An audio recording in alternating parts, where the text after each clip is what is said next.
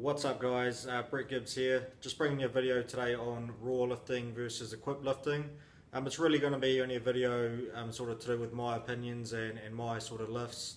So we're just going to quickly start off with a looking at all of my lifts, obviously my raw compared to my equipped. So at least got a point to go from, and then I'm just going to answer a few questions and just give you some general opinions from myself and what it's like to do both.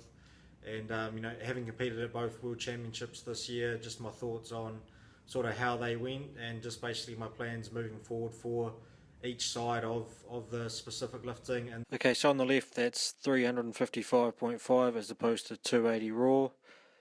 Here we've got 227.5 on the left, and that is 185 kgs on the right, which is raw.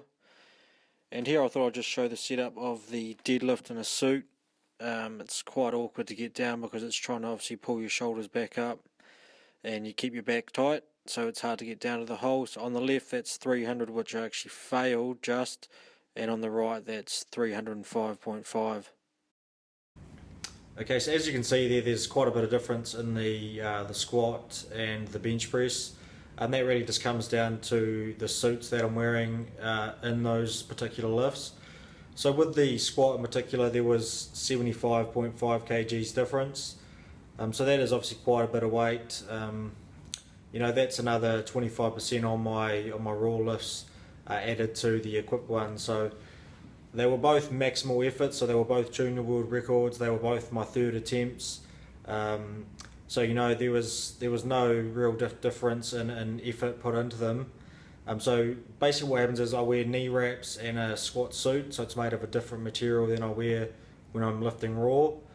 So that suit basically, if I describe it to anyone, I pretty much describe it as it's like trying to squat onto a spring, but that's trying to throw you out of place as you move down. So all you're really doing is you're fighting in position, so you're fighting to keep the position you want to move into, because the suit's going to want to put you somewhere else, and that's where you get the tension from to come back up.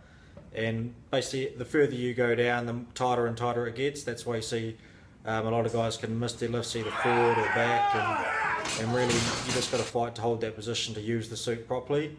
Hitting depth is no real issue as long as you've got knee wraps on. The knee wraps really help control your knees, and you can externally rotate them or push them out as you may know it is, and that's going to really just help keep your hips open and really hit depth. And once you're at depth, I mean, it's really just quite a bit of tightness there, and all you just need to do is really just push through it. There's no real sticking points in the suit. I mean, it's really either a fast lift or you generally miss it. You don't see too many people grinding them out. And as for the knee lifts in particular, that's just it's a 2 meter wrap. You've got pretty much, you need someone else to wrap it for you in competition days, and that pretty much goes around your knee as many times as you can. And all that's doing is, you imagine you've got your knee straight, it's going to lock it in place like that, and as soon as you start bending it, the knee wrap's going to want to do the opposite, so it just wants to shoot you straight back up. So for me in particular, I don't really mind the squat suit and the knee wraps. It's quite fun having an extra sort of 70 to 80 kilos on your back and just going for a big squat. I mean, it's my favourite lift, why not get some extra weight on the bar? And it's something I've always done. I mean, when I was first introduced into powerlifting, I mean, the guys I were training with, that's all they ever knew. So that's really how I got into equipped lifting. That was all that was around back in 2008. Yes, there were guys competing raw, but I mean, at the end of the day, I was in a competition. I wanted to be winning these things. I was chasing down records, and the only way to do that was, to lift as the competition were doing, which was in suits. So that's really where that kicked off from. So with the bench press, so there's a 45 kg difference between raw and equipped for me. So that's 185 kgs raw and 230 kgs equipped. So that's equipped is with the bench shirt on. So that's just pretty much a tight material top. It's got really tight on your arms. It's got a small sort of chest plate along here. So basically what it's doing, it's pulling your shoulders in together. So it's pulling it in really in close.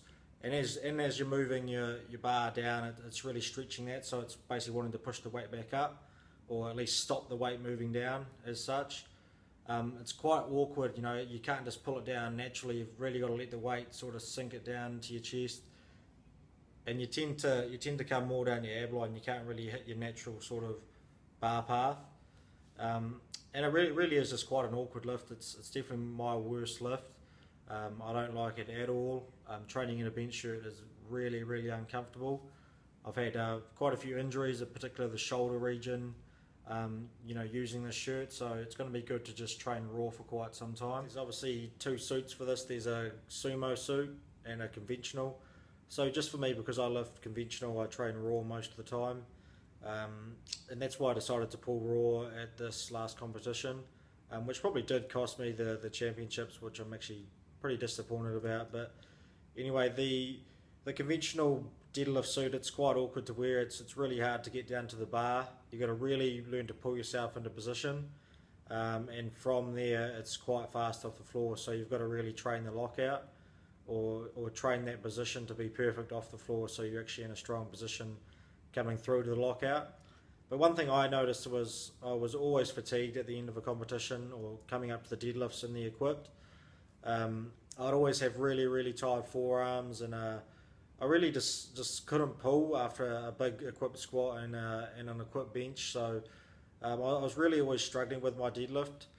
If I continue to move forward with training and equipment, or with competing in equipment anyway, I'm definitely going to have to switch to a sumo, just to basically make it easier for myself, so I can wear a suit, get some kilos out of that suit and actually be more competitive. So there was a couple of points I also wanted to bring up, with equipped versus raw. I mean, it's really to do with the competition, the training. I mean, at the end of the day, it all comes down to those two things.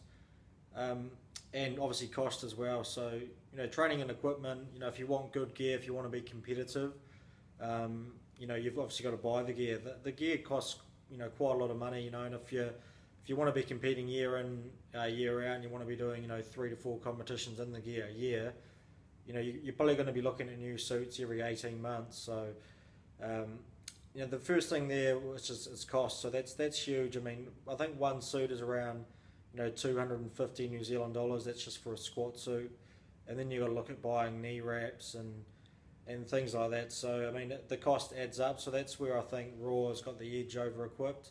There's no real cost for raw.